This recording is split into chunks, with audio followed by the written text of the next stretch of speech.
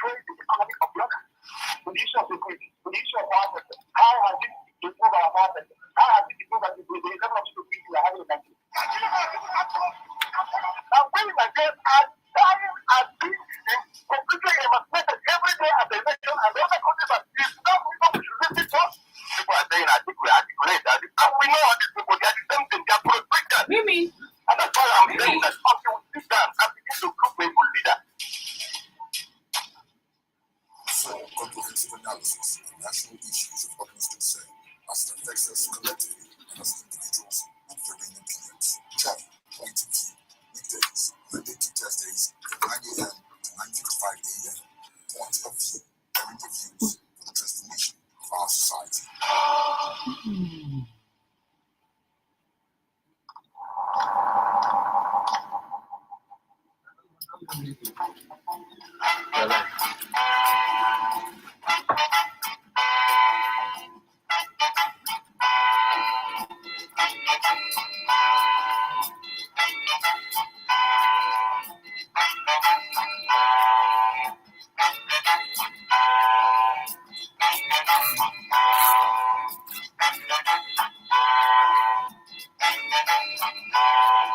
A very good morning to you out there. It's Omega 101.7 FM, Matt Radio, your radio. And this morning on The Point of View, yes, the program is The Point of View, where critical issues are brought up for your listening, your questioning, and also your analysis, not forgetting your contributions as the issues are brought to the fore.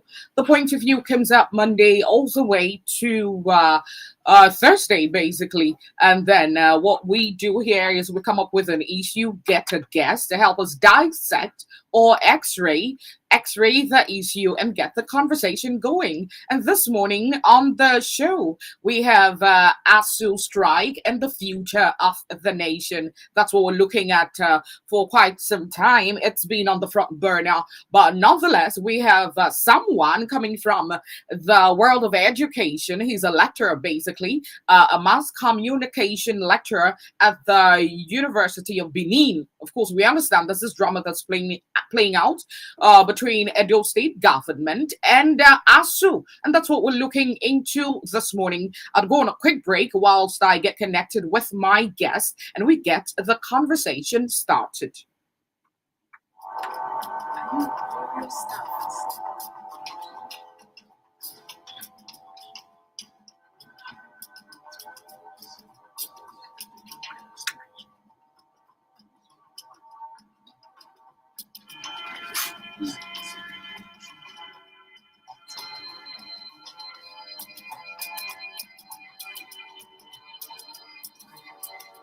Hello,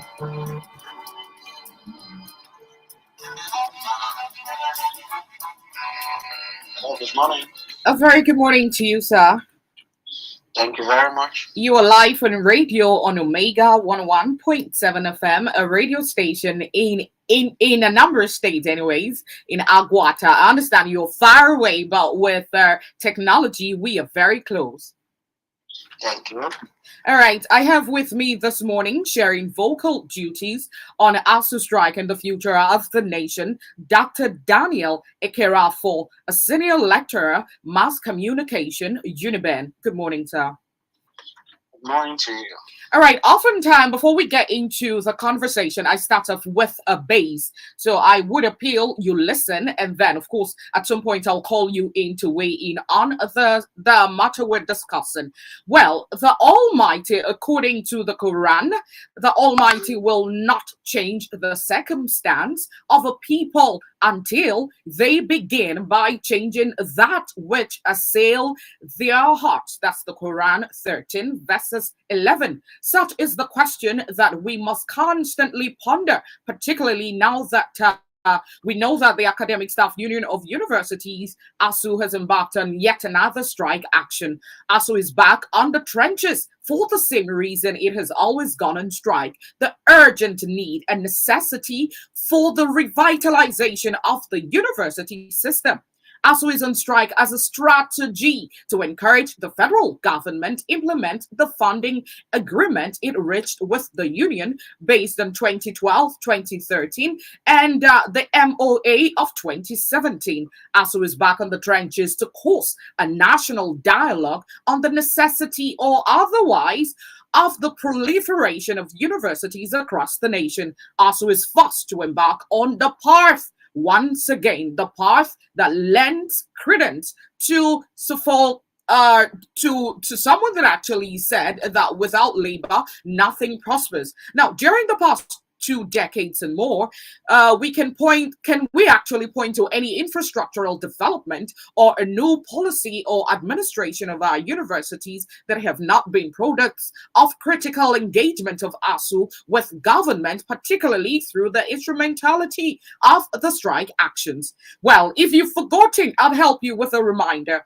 Have we also forgotten so soon that the almighty TED Fund, that has now become the golden cow for which all universities in our country, including the privately owned ones, want to milk, is also a product of the strike action embarked upon by ASU? Have we also forgotten so soon that were it not for the TED Fund interventionist programs in the area of infrastructural development, our universities would have become totems that are fit only for archives and museums? The prolonged strike by the Academic Staff Union of University ASU is causing sleepless nights among parents and students over the future of students in the higher institutions. Now, over to you, Dr. Daniel. The conversation, of course, would gradually water down to Edo State government and ASU. But let's start out with ASU strike and the future of the nation. Let's get you weighing into the subject matter.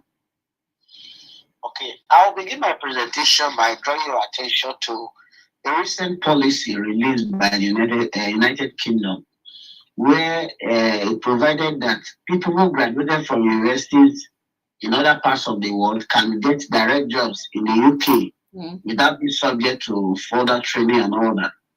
But there was a provision that Nigeria was not recognized as one of those countries where their products can get direct jobs in the UK. Well, I see that as a form of a colonialist thought on Nigeria. Something just occurred to my mind when this issue came up. And I asked myself this question. The same Nigerian universities are being students from Nigerian universities are being admitted into UK universities every year in thousands. And if you check the records, we have a situation where a great number of them emerge as best students in many of these universities in the UK. So the point I'm making is that for the United States, UK government to label our universities as under quality, so to say, you realize that something is fundamentally wrong. 2019, I was in a conference in Ghana. 2020, I was in a conference in Cameroon, and I did a face value research on what they get as salaries, and I also try to find out the type of grants they get in the area of research. I will leave Ghana out of this. I will make reference to Cameroon that is very close to us here. In Cameroon, lecturers in Cameroon receive two types of grants. They receive the state grant and they receive the faculty grant. These are things they use in conducting research and to attend conferences. We don't have that in Nigeria here. I just bring these two scenarios to paint a picture. Now, you attended many of these our university yourself. What you find is a situation where the carrying capacity of the university, where you're supposed to have 40 students in a class, because the government is not funding these schools, and in a bid to increase the student population so that the management can get more money, you admit 250 students into a class that is supposed to be 40. And when you look at the human resource base of these same schools, a situation where you're supposed to have, say, 20 lecturers in a department, you have 7 taking this large number of courses, taking this large number of students, and you ask yourself this question: if you give assignment, where is the energy to mark or grade the assignment? so that you can have an interactive sections with the student in terms of the of the output. These are issues with us as a people with reference to education. So if you look at the application of ASU, it comes from the background that year in, year out, infrastructures are decaying. The standards that you expect from a university are decaying, and nobody is making deliberate effort to addressing these issues. This is where the problem is. So when you hear about funding, people think it's just all about money. But the basics of having a standard education, you need to have infrastructure, you need to have the requisite manpower. This is where you can start talking about standards.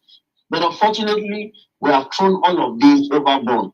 And when you have this type of situation, what you're going to get is that you have products who have less training in their different fields. I recall when I was a student, we were 59 of us were admitted initially.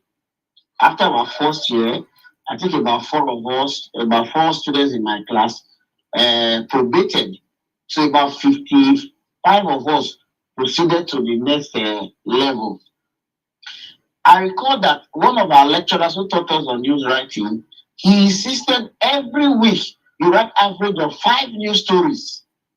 So today, the ability some of us have to write came from the fact that the men who tutored us had time for us because the student population there was not too large. They were able to manage the student population, even with the facilities available. So this is a basic problem. Now, in many schools, students say they are reading practical related courses, but they don't have access to the equipment they need to perform these responsibilities. When you have a situation like this, the end product will be half-baked. This is what ASU is drawing government attention to, that people seem not to understand. Okay. All right.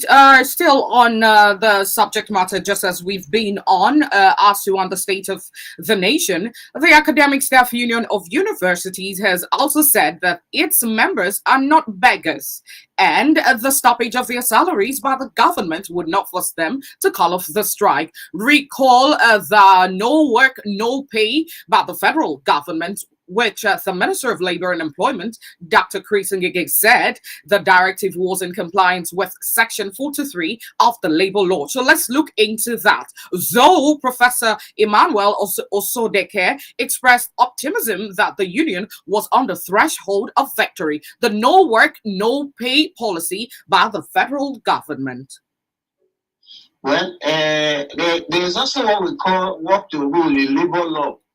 Now, let's look at the issue that gave birth to the strike. If government had addressed the issue, would there have been a strike? That's the first question we'll ask ourselves. No. Because government failed in the initial agreement with the union. That was why the union went on strike. So you cannot build something on nothing.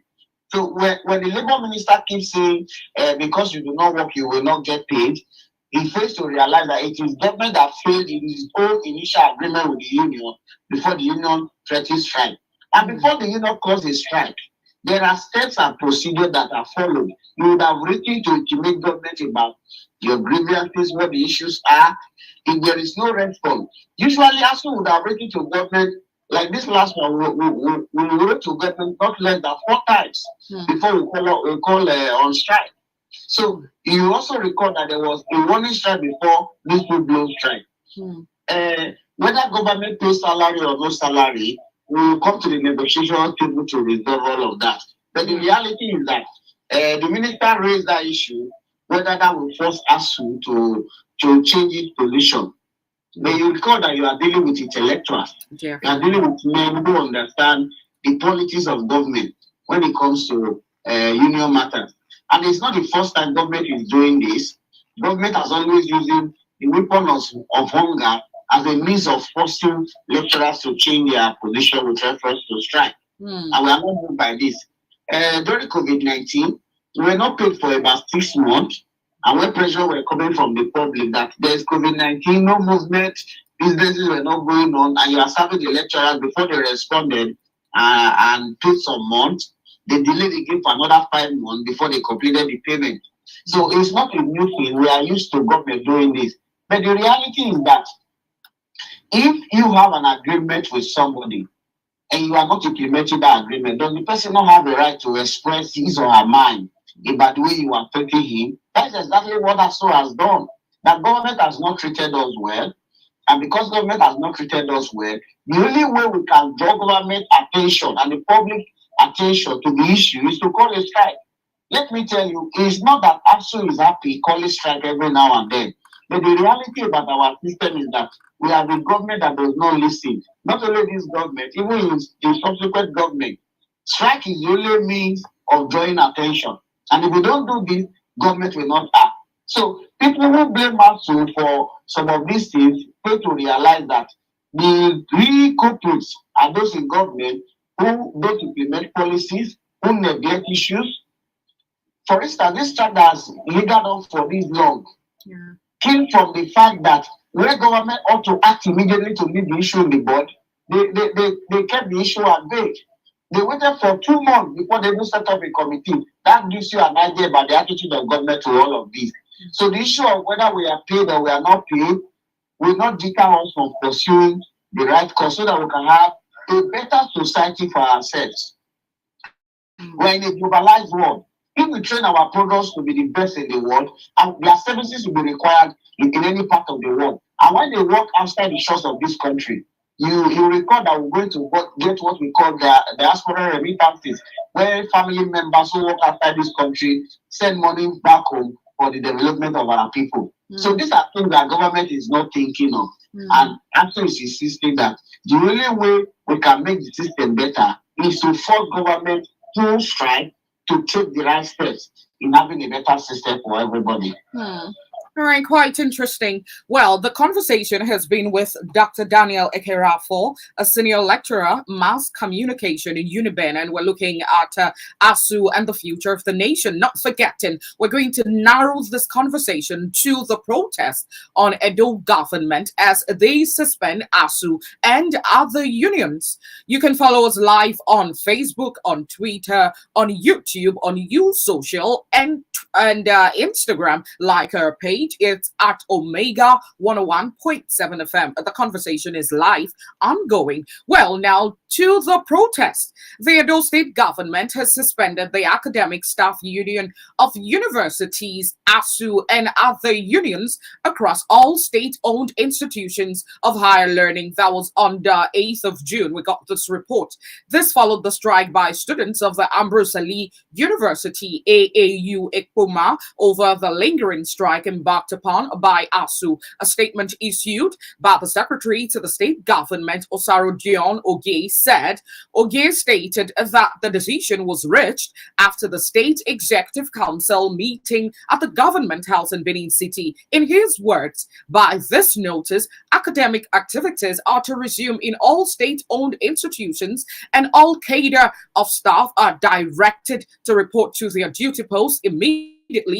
He stated students across all state-owned tertiary institutions are expected to resume lectures as necessary measures have been taken to ensure resumption of academic and non-academic activities. Now over to you, Dr. Daniel, on the protest as Edo government suspends ASU and other unions. In the first case, we need to understand the origin or the beginning of the crisis in AAU. Well, sometimes in 2020, the state government started reducing the monthly subvention to the school. Before 2020, the monthly subvention of the school from the state government was about 350 million. So by January 2020, government reduced it to 280, from 280 to 190, from 190 to, I think it got to 45 million a month. So when it got to 45 million, the school authorities could no longer pay salaries as at when due. So we had a situation where union dues, cooperative dues were withheld, were not paid to the cooperatives and the union deductions were not paid to the union's account because what the school authorities were getting was so small. This was the beginning of the problem because the state government reduced the monthly subventions. So apart from that, there was a crisis between the union and the vice chancellor. That was one part. There was also a crisis between the former vice chancellor and the chairman of the governing council of the school. Now, government took a decision by setting up a committee to investigate the problem between the chairman of council and the vice chancellor. The committee submitted a report and absolved the vice chancellor of blame. So the government now dissolved that council. Now, before the vice chancellor's tenure ended, May last year, the vice chancellor wrote a letter to the governor that my tenure is going to end May 10, and there is no governing council. By the extant rules of the school, the provost, College of Medicine, ought to take over as the acting vice chancellor, that the state government should take measures to address this issue before it becomes a crisis. Government did not act. A day before the man's tenure ended as vice chancellor, the governor took a bill to the State House of Assembly and amended the law. That bill was submitted on a Monday. The bill was debated on Monday. First reading, second reading, it was passed as an act, and the governor signed it that same day. What was the content? What is the content of the act? The amended act says government is setting up a special intervention team in place of a governing council that will act in the interest of the school. On the basis of that special intervention team, an active vice chancellor was inaugurated. The active vice chancellor held position for about 10 months before he was removed. Why was he removed? Government felt he was dancing to the tune of ASU rather than dancing to the tune of government.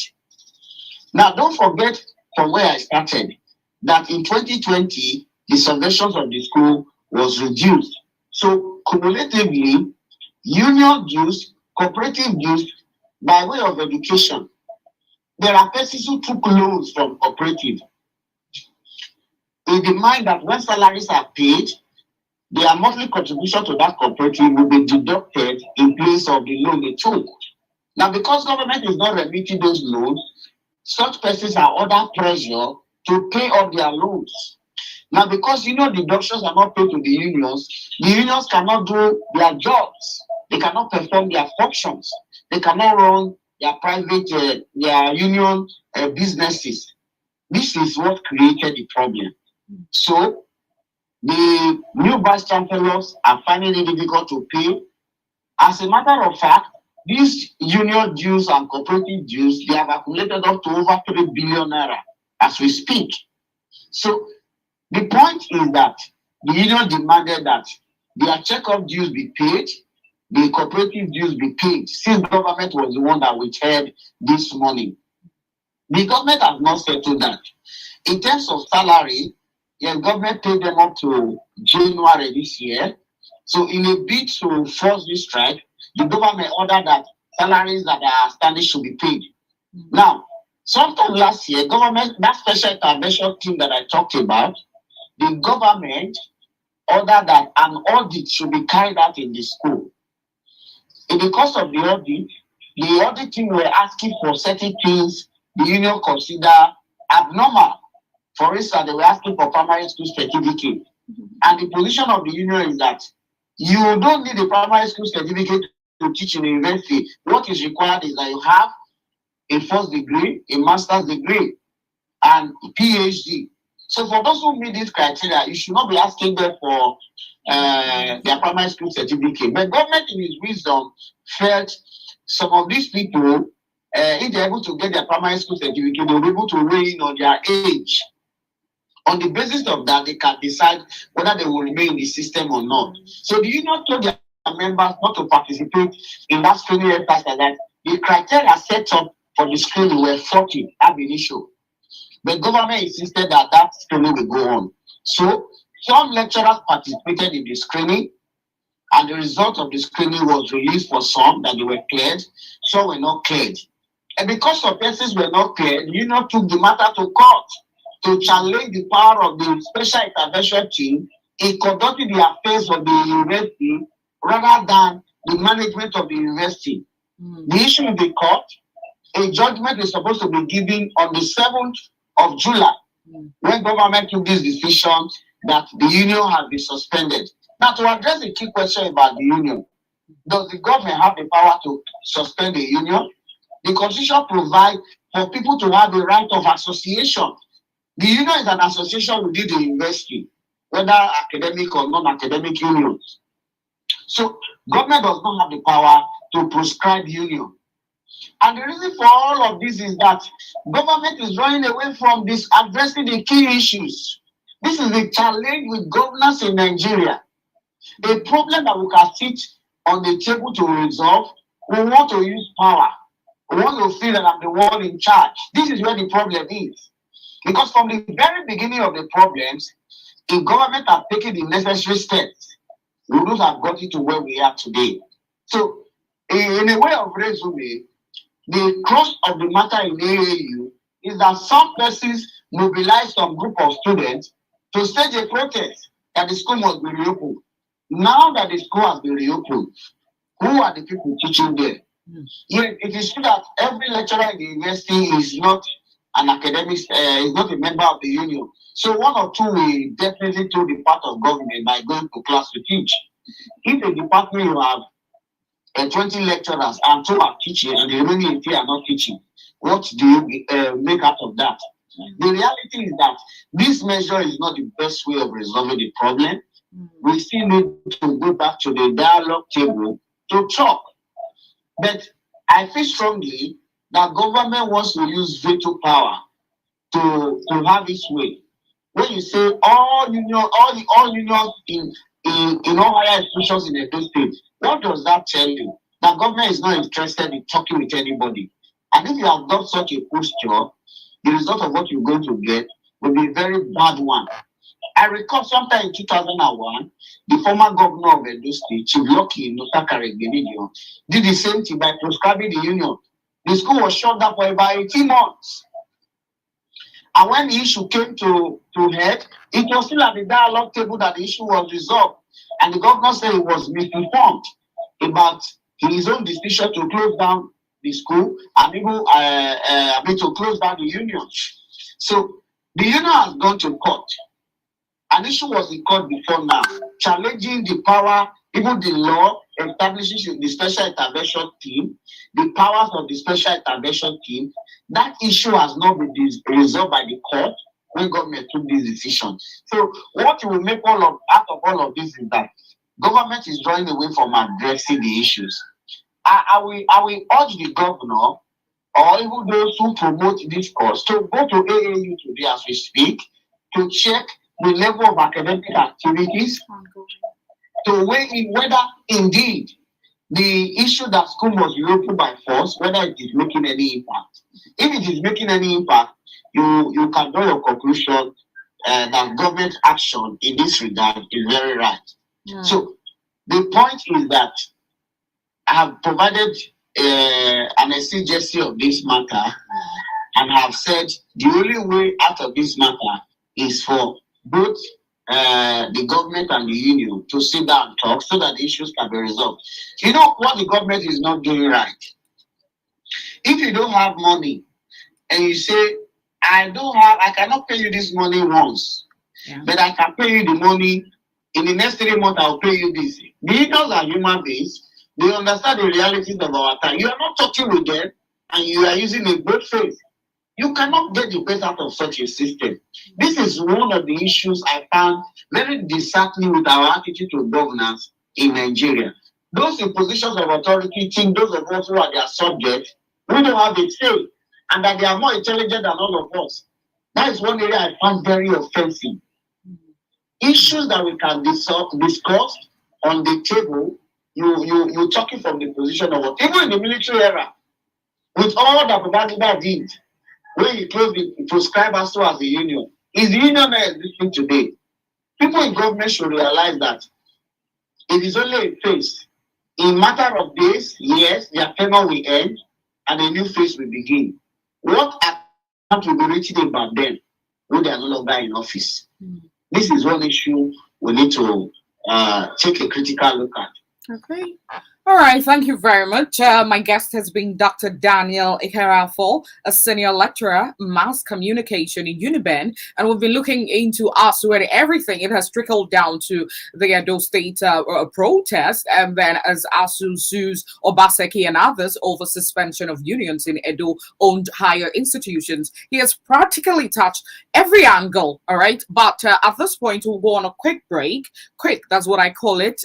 So my guest will take a breather, drink a cup of water or coffee, anything that works for him, even as he listens to reactions from the audience. All right. The phone numbers are 0815-1017-777 or 0907-112-1017. You can actually drop your comments, questions on the comment box. We are live on Facebook, on YouTube, like our page, YouTube, on Twitter, on U Social at Omega 101.7 FM, my radio, your radio. I'll go on a quick break to avail my guests an opportunity to listen to you on your questions or reactions.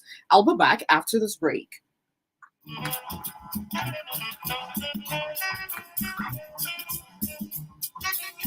For parts of the conversation, dial 081-5101-7777 and 090-7112-1017. Please make your submissions known in a civilized manner. Put off emotional and all ethno-religious sentiments. Make verifiable claims on this platform.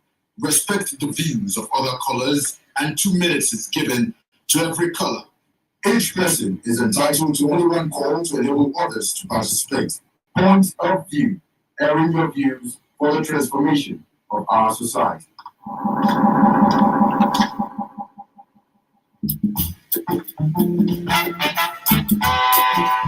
All right, it's 32 minutes, getting past 9 a.m. This morning on The Point of View, we're looking at ASU and the future of the nation. My guest has been Dr. Daniel Ekerafo, a senior lecturer, mass communication, Uniben, and he's practically x-rayed various issues, but it's time to get in your comments, reactions, and contributions.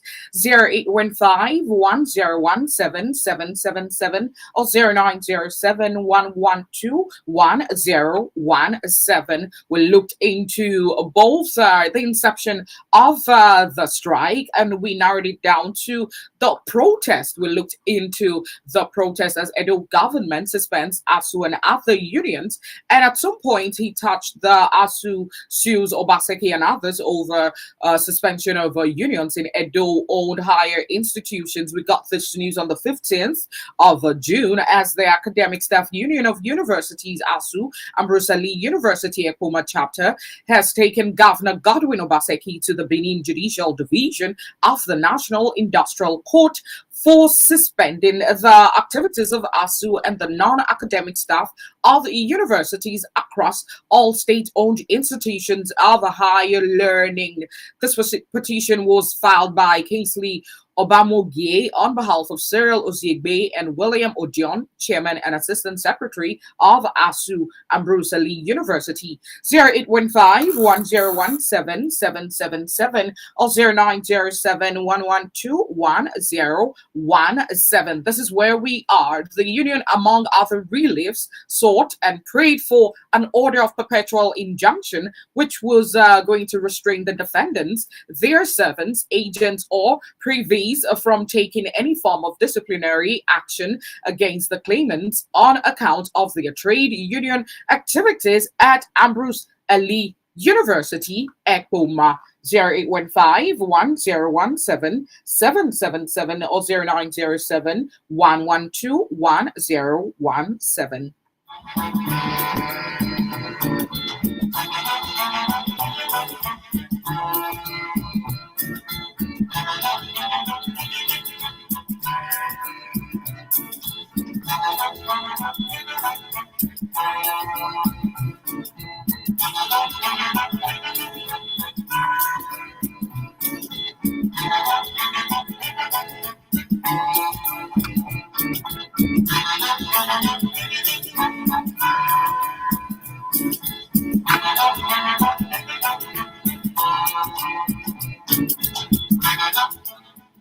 Okay, I think someone is here, so let's just get connected with that person right now. I was actually looking out for some things. All right, let's talk to you. Hello? Hello?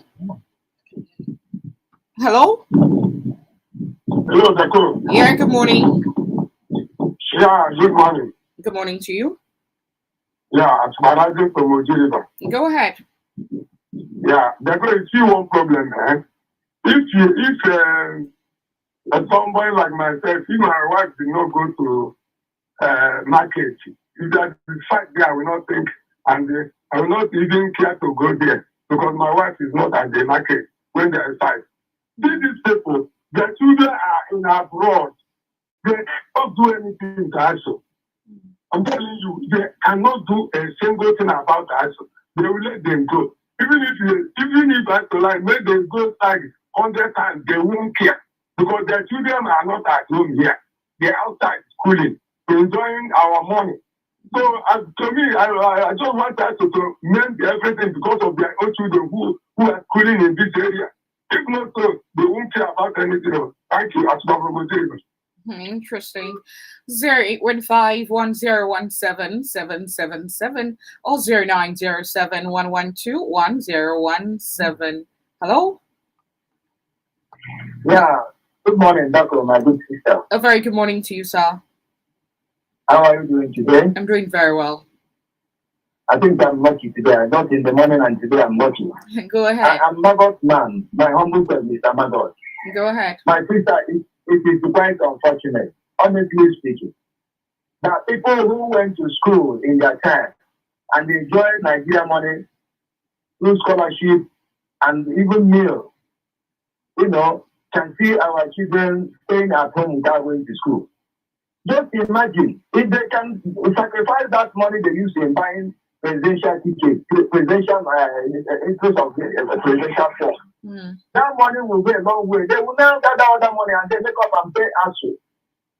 Like if I rightly said, we don't expect anything good from them because I can assure you that no governor will have any of his children in public school. No senator. No people that are now saying that are serving us. None of them. And if you can find any, go and check after Babala University and all those private universities that are world class universities. That is where you find their children. Then other children are at home, staying without doing anything. Like when you also rightly said, if there is a big crisis when their wife is not in the market, you don't expect them to even to feel anything, any concern, because their wife is not there. So it's most unfortunate. However, I still have to encourage Nigeria. We should not lose all hope not yet lost, because I know God will surely answer this country's prayer one day. And then give us a leader that cares. I have my brothers in overseas. Two of my cousin brothers, one came out with pockets, the other one came out with a class. They were born here, but they studied in the US, in the university. So when you get all these stories from there, you begin to wonder who bewitched our leaders. Can't they see the evil that they are doing to this generation, this our generation? My heart is bleeding now because of these our children that are out of school.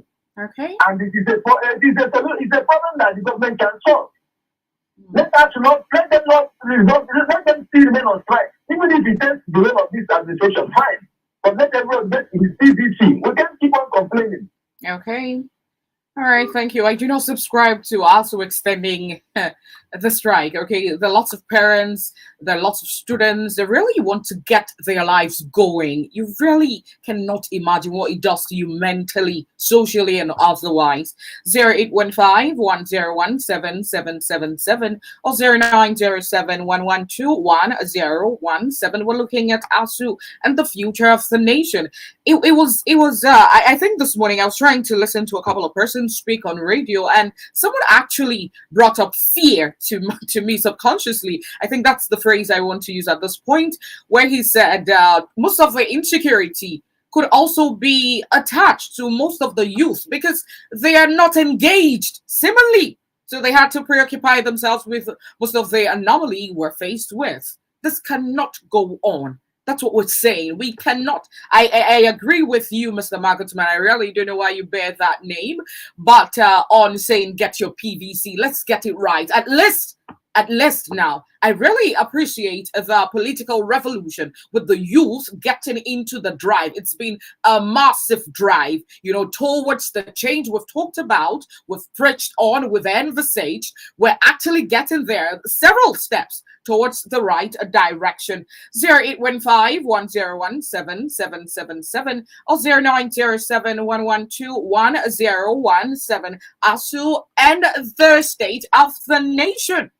We are live on Facebook, on Twitter. Like our page on YouTube and use social at Omega 101.7 FM. And you can actually drop your comments there if there are questions. Of course, Dr. Daniel Ikarafo is on the other side, a senior lecturer in mass communication, I beg your pardon, in Uniben. He's here to dissolve most of our doubts and burning issues and questions. But at this point, I think I'll do a switch and then let's get into the way forward. The way forward right now. I would get connected with my guest. So standing there, I'll be back shortly.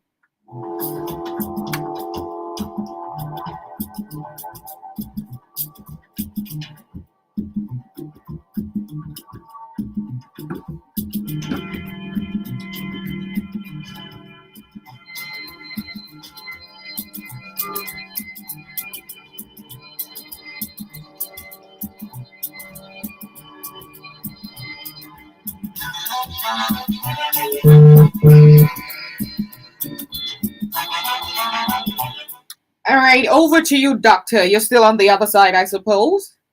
Yeah. Okay. Some persons have actually given their reactions, but my question at this point is, what's the way forward? What is the way forward? Okay, I will start from the national strike. Government and the union have been meeting. And you recall that the committee was set up. The committee has submitted a report. We are hoping that government will take the necessary steps by looking at what was agreed between the committee and the union in terms of recommendations, and for government to sign the necessary columns for the strike to be called off.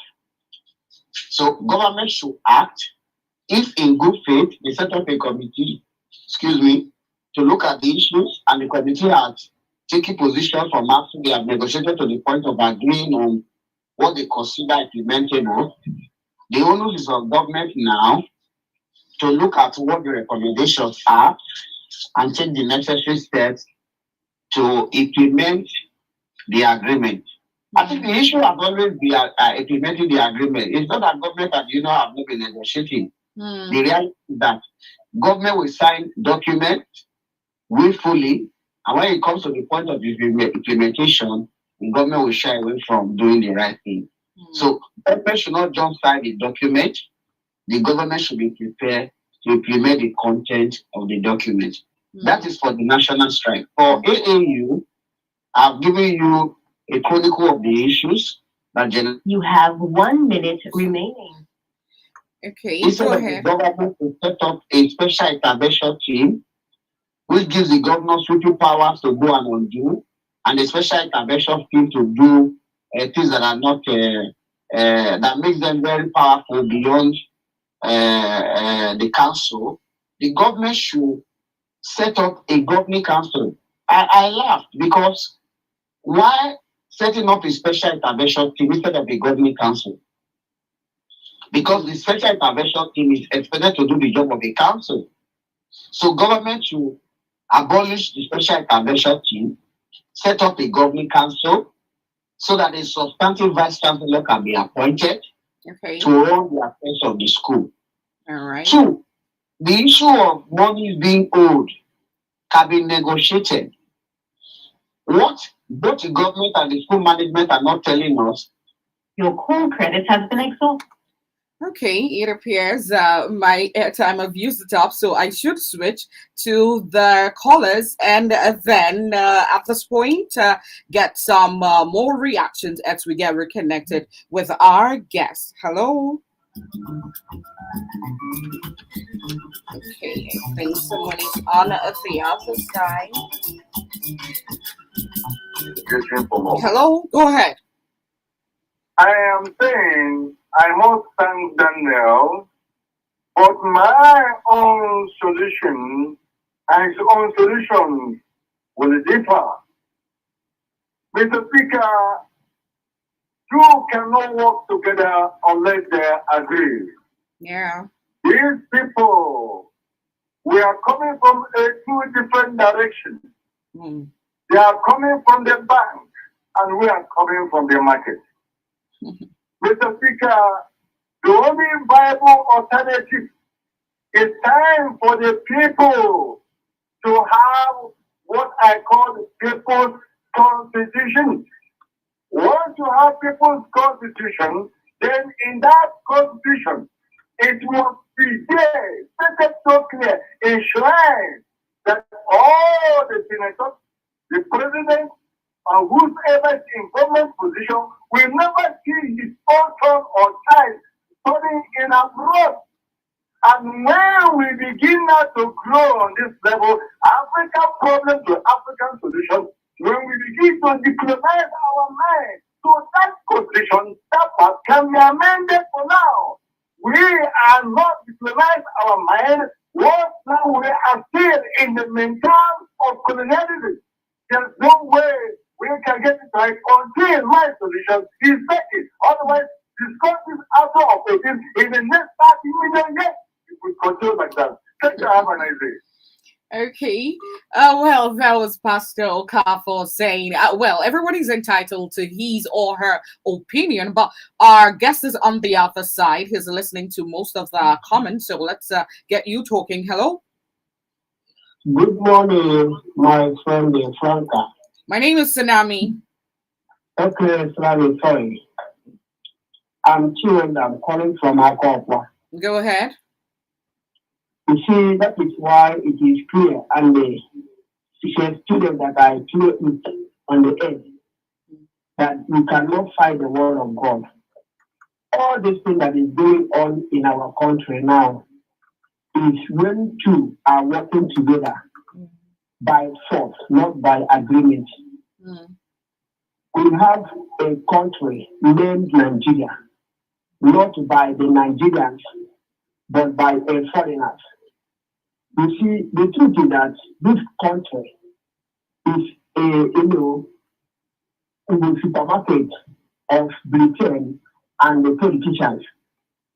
And to tell you the fact, to put this country in order is in the hand of those who enjoy the evil that is going on in the country. The important thing we should do is to conduct referendum. Let me clear this. Just wait. If I have problem with increasing the debt, and it's not far from me, it's not at Abuja, I can use my bike and go to that place and protest and do anything possible to make sure that we put things in order. But the fact that Abuja is to me from here, it's very, very difficult for me to protest or do anything about my problem. So we need to put this country together and they conduct referendum. That is what is needed for Nigeria right now. Please. Okay. All right. Thank you. 0815, one more call, and then my guest would summarize on the conversations. This is the last call. Hello? Hello. Good morning. Good morning, my sister. Go ahead. Yes. What I'm saying as a matter of fact is that these politicians, they have caused us more harm than good. You will see, you will believe with me. The Bible says, where your treasure is, that is where your mind will be. See our children, they are roaming the streets. I don't mind if devil for sure. They don't care. They don't want to know. It doesn't concern them. Then, because their children, they are all abroad studying. They are now receiving educative education abroad. Ours are just within the streets. They use them for talking. Do you see it? Now, Nigeria, Our project, they use Nigeria as hired bicycle. They are riding off like a hired bicycle. They want to take their money back. Yes, at the election day, the regime of Ataman Dara, who is the youth? We still got them in there, and we will elect them. It's quite unfortunate. I don't know what is actually happening. Now, Nigeria has come to be a market. Come and buy whatever you like. You get away with your private jet. Nothing will happen. Heaven will not fall. And the youth are there. Now, what I'm saying as a matter of fact, this is the time. Go and get your PDP. Our youth are ready, not now. Go and get your PDP. Let us show them. When somebody says that you are a fool, don't say that you're not a fool. When somebody says that you're not a wife, don't say that you are a wife. Whatever you call your dog, that name your dog will be. Thank you. Have a nice working day. All right, thank you too. These were from our callers. So let's get back to Dr. Daniel. He's been on the other side, so he will conclude on most of the observations that came in today. So over to you, Dr. Daniel. Lamenting without taking the. Okay. I watched yesterday's news, or foreign news, where there was a protest in Belgium over the growing increase in the cost of food and the cost of living. Why were they protesting? They protested because they expect the government to do the right thing. Until Nigerians start standing up to government to say, this is enough, the shenanigans you see in government will continue. On the education sector, education is the base of a country's development. So if government is not doing the right thing in the area of education, we're not going to get the best of results. So what the people need to do is to force the government to do what is right. In those days, one of the callers talked about people having being trained by government, have scholarship and all the rest. Yes. I recall I was discussing with a professor of sociology one day, and he looked at me. He said, I pity your generation. I said, why are you talking like that? He said, as a young student in UNN in the 70s, he does not wash his clothes. His clothes were washed by those in the laundry section. They will iron the clothes and put it before his doormat. He was entitled to a full chicken every day as a student. He was on scholarship. They had the best of things. If you have ever been to UNN, there's a place they call Zig Flat. They had wonderful hotels then. Facilities were superb. You had foreigners who were teaching in our school system. So why did we allow that glory to go? The only person that can bring this glory back are Nigerians. So we must demand for the best. Thank God elections are coming. We should not vote for people who cannot transform this country or our state. We should look at the service record of individuals. We should not allow politicians to continue to fool us. And when people get elected in government and they are initiating policies that do not favor us, we should speak up. There's nothing wrong if Nigerians will come to the government house and say, if you don't address this in 3 days, we will not live here. The governor will do what is right.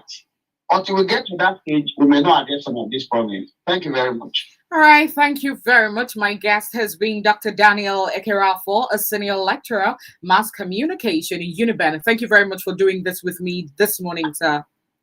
Thank you. And have a good day. And you too. All right. All right, this is how far we can go on the conversations this morning. I'm sorry I can't take any other call. I'm done with the conversations, just as I stated earlier. My guest has gone. So we're going to do this yet again tomorrow. Now I'm looking at some other critical issue in the polity that actually has made lots of heads roll. We're going to be looking into the equity polls, most assuredly, with the massive, seemingly massive vote buying. We're headed for the polls. We really need to educate the people on vote buying. Well, my name is Dako Senami. Coming up at 10:30 would be the Mega Morning Show, the late Mega Morning Show, I beg your pardon, with Mimi. Takes us to 5 minutes before 12. And then at 12, it'll be time for the news at midday. I make a return at 1 p.m. to have a good morning.